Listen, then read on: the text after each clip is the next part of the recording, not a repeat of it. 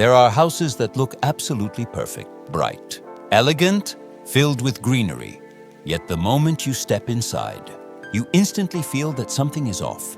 The air turns cold and heavy, the light seems to vanish, and the people living there, weary, sad, drained for no reason at all. They don't realize that what's slowly killing the home's energy isn't a curse, but the very plants they lovingly placed around it. Some plants may appear harmless, yet in truth, they are the gatekeepers of dark energy, opening the path for negative forces, draining prosperity, and wrapping your sleep in strange, unseen vibrations. Hello, I am Master King Feng Shui. For more than 41 years, I have helped world leaders, entrepreneurs, and thousands of families across the globe unlock. People come to me not just for advice, they come because they know my methods truly deliver results. From Wall Street executives to everyday families, I have helped countless people transform their homes into powerful magnets for wealth, health, and lasting prosperity today. Because even one Feng Shui tip you learn here could transform your entire life. Today, I'll reveal 7 sinister plants you must never grow around your home, unless you wish to invite misfortune and wandering spirits straight through your front door. Before we begin, hit subscribe and write down this affirmation to activate a shield of light around you. I am cleansing my space and allowing only light, luck, and peace to enter my life. Stay calm, because what you're about to hear may already be growing in your very own garden. Now, take a deep breath and follow me into the forbidden garden, where beauty hides danger, and 7 evil plants are waiting to be revealed. 1. Mulberry tree, the tree of mourning. The mulberry tree looks quite ordinary. Green leaves, small trunk, easy to grow, able to live in many environments. But in ancient Feng Shui, this is the tree that carries the energy of mourning and separation. The ancients often said, don't plant mulberry in front of the house, don't plant willow behind it. And they believed that not because of superstition, but because they understood the hidden energy laws behind every kind of plant. In the world of Feng Shui, every living being has its own energy field. The mulberry tree strongly absorbs yin energy. Its roots dig deep into the ground, where cold and heavy static air gathers. In many rural areas, people only plant mulberries around cemeteries or ancient temples. They believe it helps keep souls from wandering into residential areas. Therefore, when you plant this tree in your yard or at your front door, you are creating an energy pathway directly connected to the spirit world. Sensitive people often clearly feel the energy of this tree. When the wind blows, mulberry leaves rub together, making a dry, cold sound, like a sigh. The air around the mulberry tree also feels different, heavier, more humid, and it seems to absorb the light. That feeling doesn't come from fear, but from the real change in spatial energy. In home Feng Shui, the area in front of the door is considered the place where good energy enters. If you put a mulberry tree there, good energy will be pulled down and turned into yin energy. The people living in the house may find their health getting weaker, lose sleep, or often face small but repeated unlucky events. Finances are also affected because the energy of prosperity, which needs light and moving air, becomes blocked. Interestingly, although the mulberry tree is small, its symbolic energy is very strong. It represents the cycle of ending because this tree is connected to silkworms, creatures that live only to make silk and then die.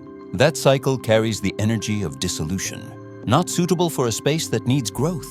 Many people think that if they plant it in a pot or far from the house, it's fine. In fact, the important thing is not physical distance, but spiritual meaning.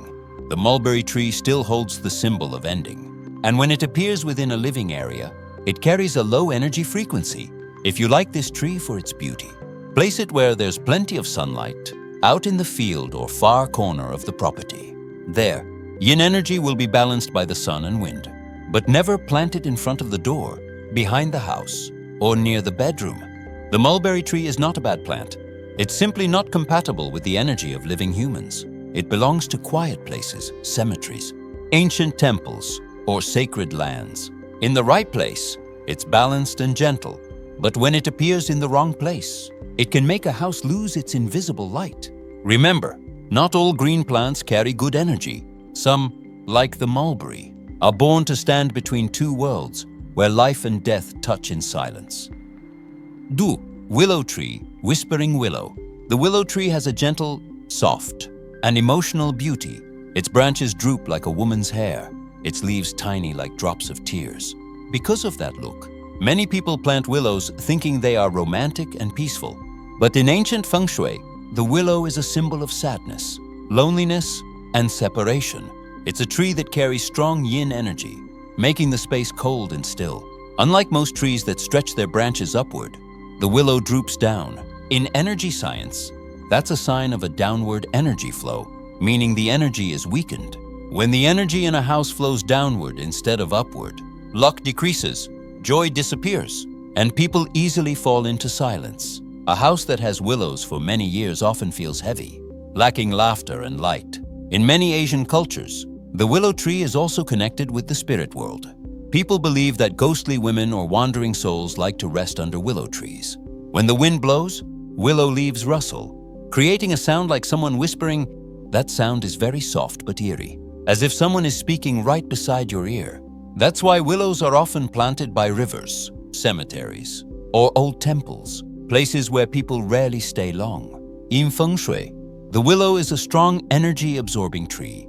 It absorbs yang energy, the energy that represents vitality, wealth, and positive emotions. When planted near a house, it slows the flow of energy, making fortune fade and people's mood drop. The willow acts like a thin curtain, blocking the light, making the house dim even when it's sunny. An interesting point, birds rarely make nests on willow trees.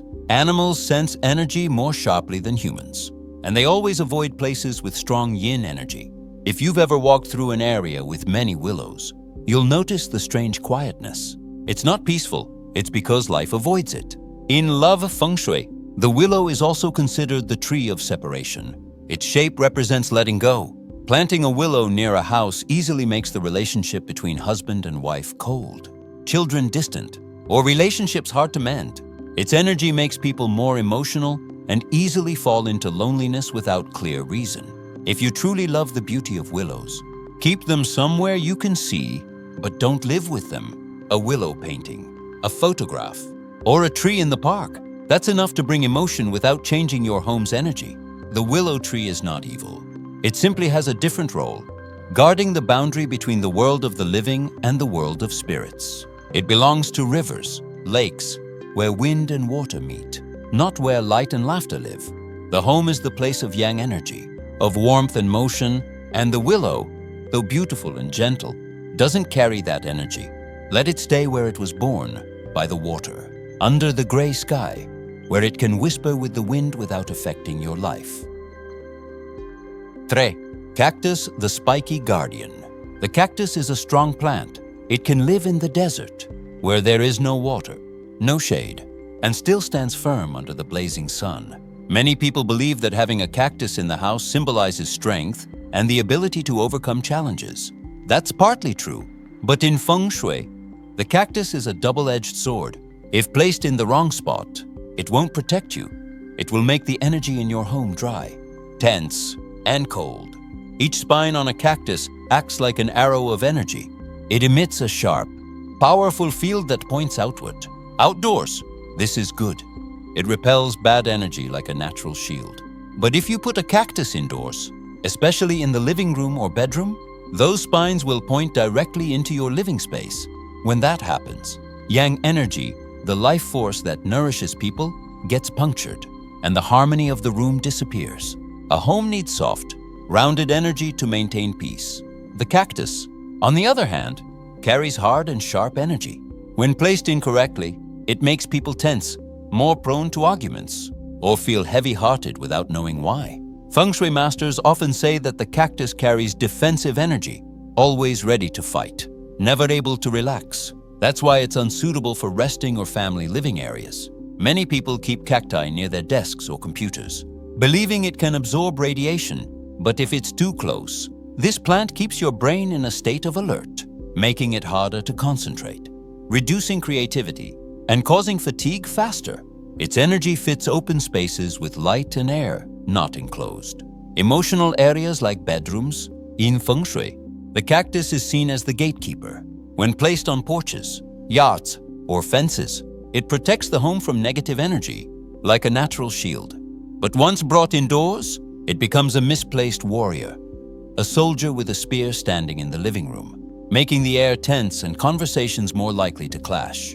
If you love the unique look of cacti, choose types with round shapes or fewer spines, as they emit gentler energy. You can also place them outside windows, on balconies, or near the gate.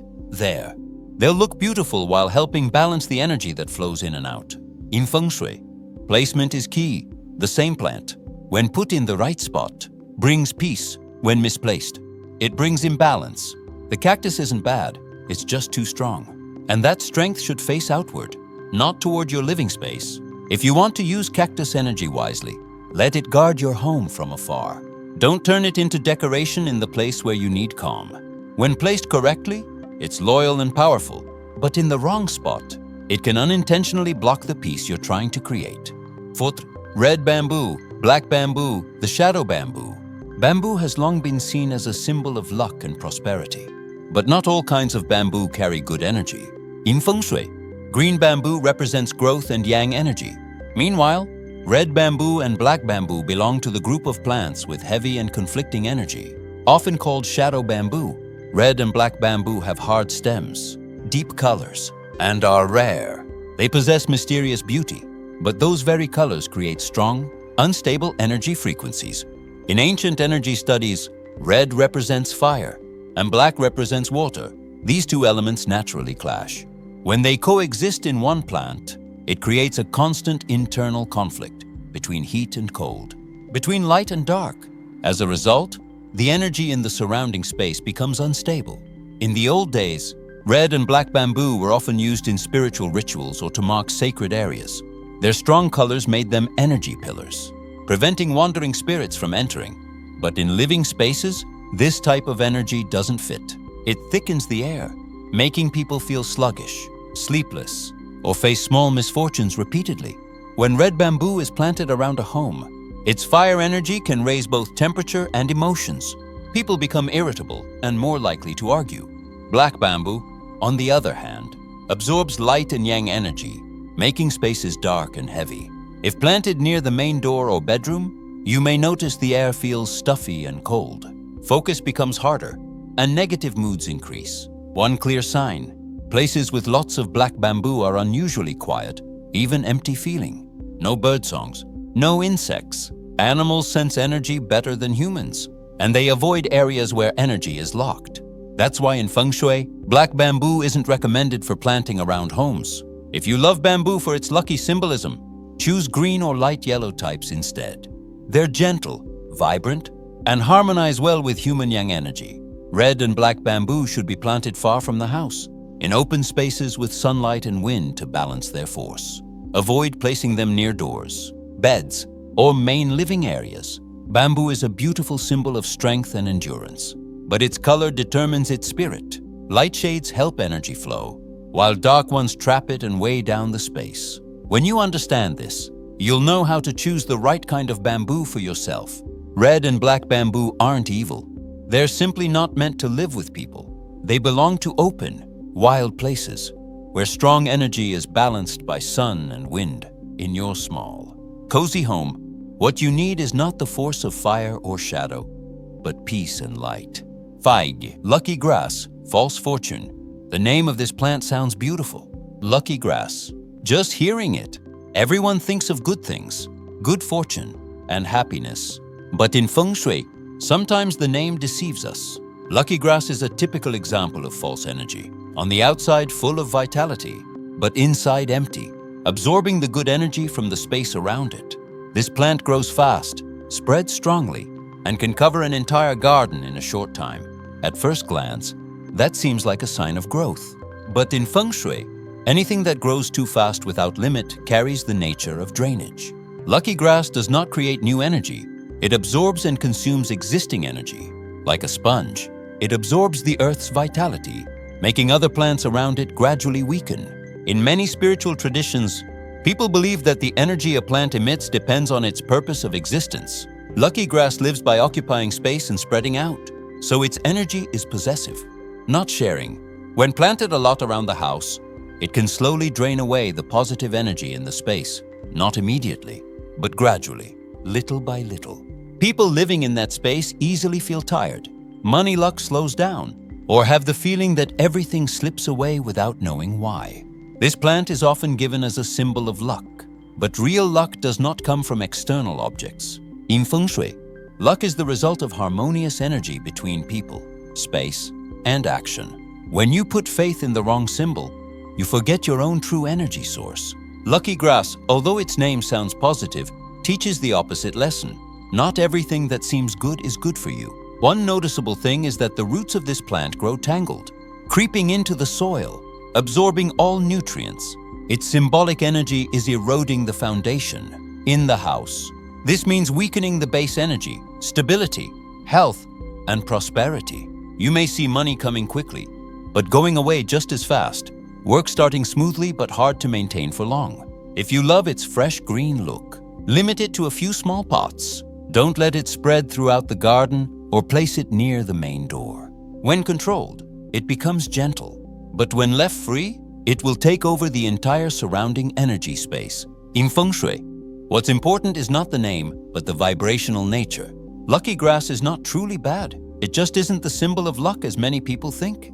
It carries the energy of illusion, beautiful but empty. Remember that real luck comes from the light you create, not from the plant you grow. 6. Night blooming flower, midnight bloom. The night blooming flower is one of the strangest and most enchanting flowers.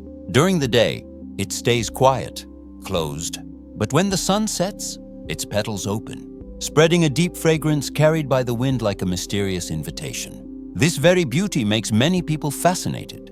But in Feng Shui and ancient energy studies, plants that bloom only at night carry a completely different meaning. Nighttime is when yin energy rises strongly, all creatures rest, and the energy flow in space becomes still. Flowers that bloom during that time are considered awakening yin energy. Their fragrance is like a call, attracting wandering spirits or unresolved energies. That's why the ancients called them flowers of darkness. Though beautiful, the energy of this plant is absorbing instead of radiating. It takes in surrounding yang energy to nourish the flowers. So when planted near a house, it draws energy from the space, especially at night. You can feel the air become heavier and colder when the flowers bloom. Some people say they can't sleep well, have strange dreams, or feel as if someone is standing near them when the fragrance spreads. In Feng Shui, a house needs light and moving air. Night blooming flowers symbolize stillness, secrets, and hidden emotions. If planted in the yard or near windows, they can reduce life energy, making people more likely to feel sad, lonely, or overthink. It's no coincidence that most beautiful flowers bloom during the day. Sunlight activates yang energy, the energy that brings joy and vitality. Night blooming flowers are the opposite. They live on still energy, love darkness and silence.